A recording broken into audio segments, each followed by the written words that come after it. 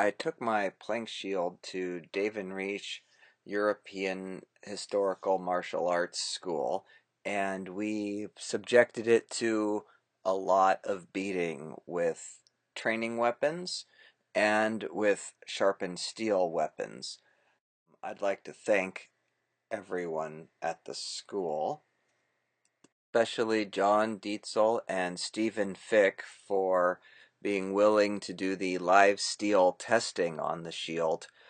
Both of them are teachers at the school and have over 40 years collective experience with sword fighting, so you know that those hits are real hits. I think that you're going to find this is a fascinating video. You're going to see the legendary shield binds the sword move, and I can reassure you now with definite confidence that that is a thing. As you can see from this still here, we didn't do any choreographed planning, contrived situations. This is John swinging at Stephen and Stephen defending himself with the shield. The shield came out okay, and I think with a few modifications would be perfectly serviceable. You'll see it being subjected to steel training weapons, sharpened steel weapons, as well as a good volley of arrows. So sit back and enjoy the carnage. Thanks for watching. This is the center grip shield that you can buy commercially. It's the lightest I could find. It is just over 9 pounds. About 30 inches, 29 inches. This is one that you reconstituted, yes? Yep. So this was an FCA shield? Modified plywood, yep. Okay, so this is a traditionally made plank shield. You can see the lines across the back here. It's got a natural linen backing that I hide glue reinforced. It's got a front goat hide facing that I applied with hide glue, then put layers of glue on top of it. And the rim here is 4, 5, 6 layers of horse hide, 2 layers of goat hide, and 2 layers of linen reinforced by glue wide across this way. What else do we want to do? What's the wood? 30 inches, I believe. And it's made of balsa wood. Balsa wood, yeah. I used balsa wood on purpose because it's the weakest wood that I could think of, because I wanted to test the plywood ones and use them more quickly and agilely than we could. All of the plywood shields I've got this big weigh 9 to 11 pounds. This one weighs 4.8. 4.8 pounds. Less than I thought, actually. For this big a shield. We're going to start off with dull rebaited swords. They're going to be swinging at me. I'm not going to have a weapon. I'm strictly defensive with my shield. And I'm going to be using the shield as a part of the fight. After the dull swords, we're going to try this out with some sharp swords. That's why I'm wearing the mail. Not to look cool, although it helps. But we're going to be swinging sharp swords at me, so I want to have the protection against cuts. One of the things that's been really important to me is that we have somebody testing it by actually holding it, because I've seen shield tests where they take the shield, they put it on the ground, and they start acting like that, or they tie it to something so it's fixed. None of that is really reflective of the adaptability or being hit and so forth. So that's why we're doing this. We want to see how these shields react if a blow is coming out of the head, if I'm stepping to the side to cover. So we want to see how it reacts in a real fight.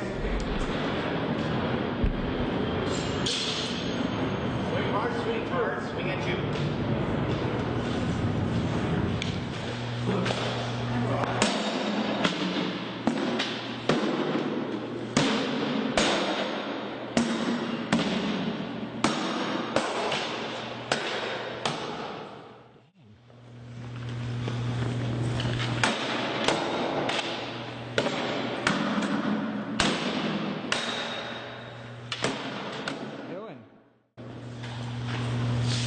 Let's take 3 more. Okay.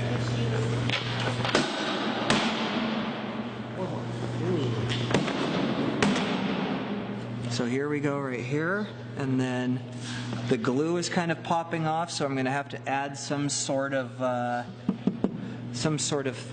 stabilizer to the glue so that it doesn't just crack and fall apart. But that, look at that, that is almost nothing. Really, that's not even hardly a dent right there.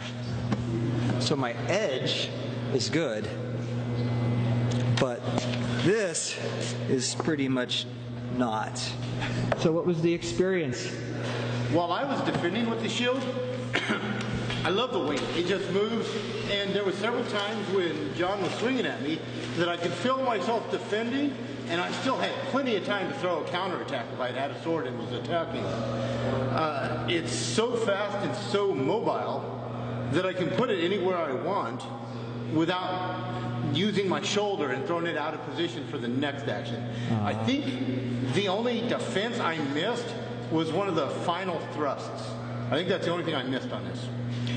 When I was taking the impact on the shield, on the rim, it was pushing down, but I didn't feel any flex or any break or anything like that. I did see out of the corner of my eye little chips flying off, but that was the glue. That's the glue. How'd that feel to you?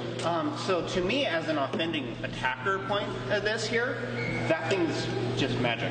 I'd throw a cut somewhere there to go for to make him go after it so I could transfer to another point and he'd just flick it on up. So watching how quick the shield could travel was amazing. Another piece to me is when I was swinging at him and getting sensation impacts and transferring back to me, I could actually feel the shield flex a little bit under the impacts and then kind of push back a little bit, which was really interesting. I think that's what broke this. And I think that's actually what fractured through here as well. With the hand out. So I was seeing little bits and pieces fly a little bit there, especially when I was going with flat impacts with my stabs at him. When he'd catch it here, or he'd catch me in a wide impact, so I'd actually hit here and roll a little bit, so I'd actually get more impact to the flat. Which we don't even see. We see one right there. Yeah. We can see one cut mark right there. One little one. What's that? We can see one little cut mark right there. Oh. See the brown on Fenris? Yeah. All right. And these are thrusts, I think. Yep. Okay. Yeah, this is specifically, I know this is one of my thrusts right here. Fantastic. It didn't go through. No, not at all. For sure that would be the. So now we're going to be moving to a sharp sword with thrust and cut. Again, that's why the halberd. This is the sword we're going to be using. It's an Angus trim early period sword, 1300s. I can never remember the Oakshott typology, so hey, you guys, give me typology. But this is the edge that we're using against this shield. What that is, hide glue, balsa wood, and paper.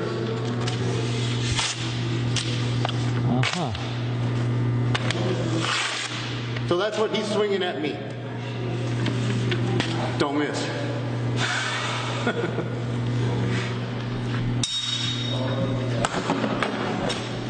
And again, Go for it.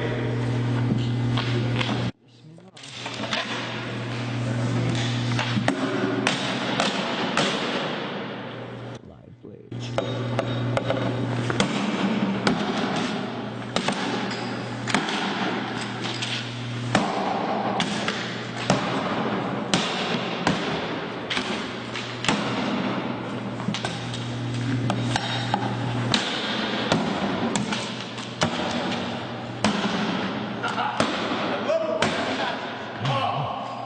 That's throwing me.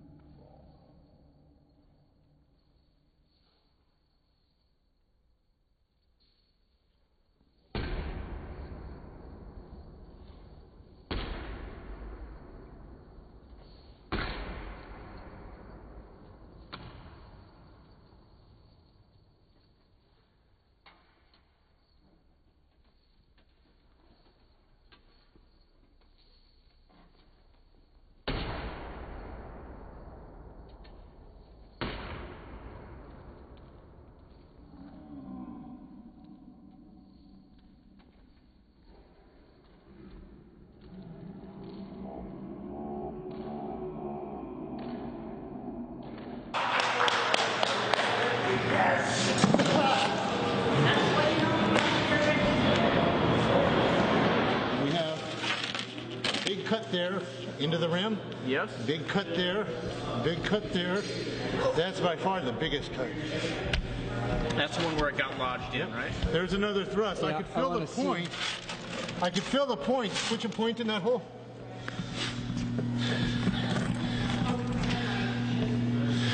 What you will never get on shield tests when they post it, when they stick it to a post, go and pull it out, please.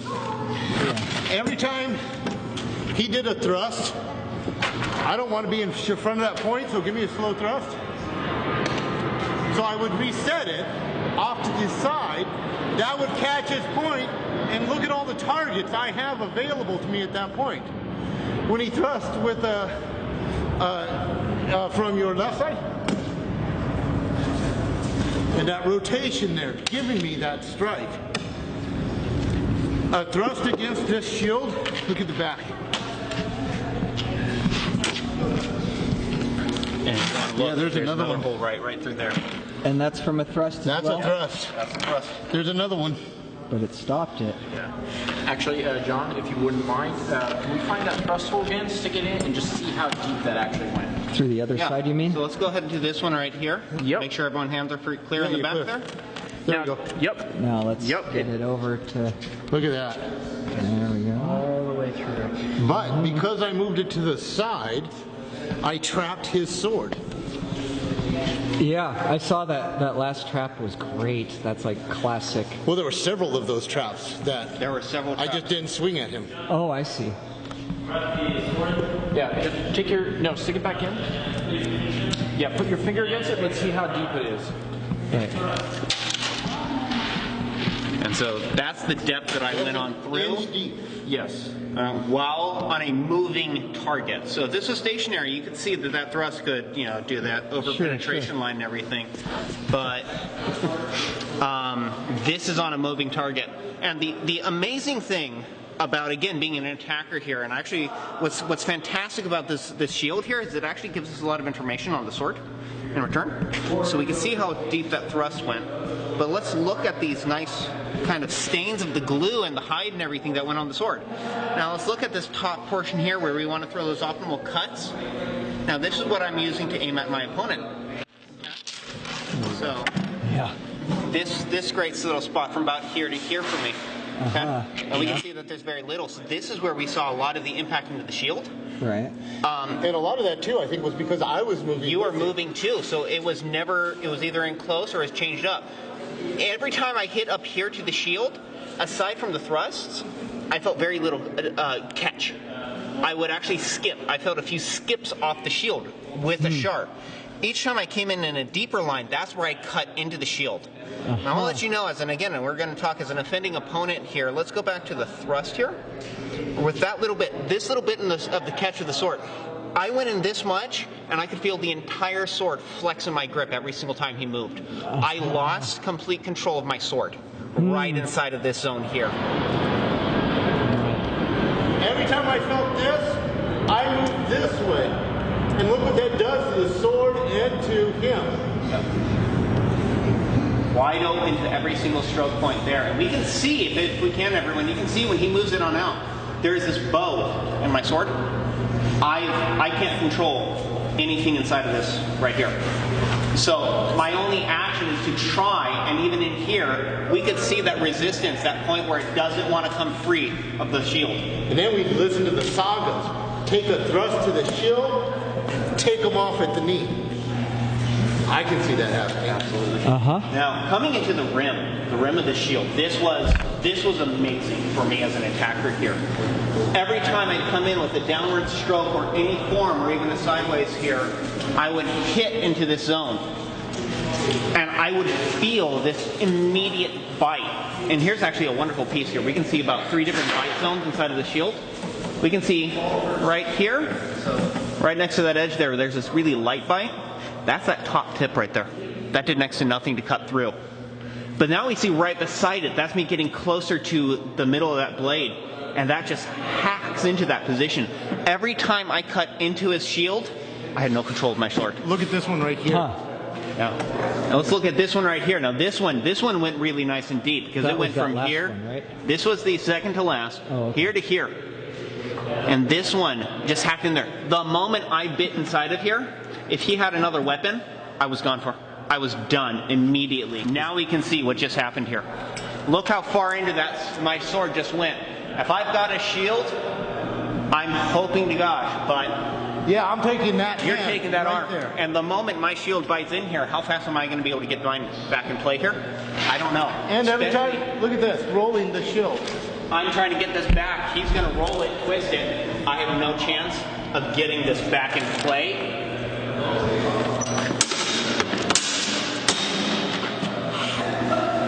It's just terrifying. So this was really, really fascinating. What I like about this is we hacked the rim. It did not break off. There are 4 impacts here. 1, 2, 3, 4. Oh, look at that. We I missed haven't that even one. noticed. This is now barely. Let's get a close up to this. This hasn't even cut all the way off this one piece. So I'd like And when we're done. that is balsa wood, by Yeah. the way. You can scratch it with your fingernail. Yeah, and look at that. Look at that. This is a sword against one of the weakest, lightest woods out there. I'd like to take one more swing. Give me a berserker swing, and I'm going to step out of the way and hit the shield. Ready?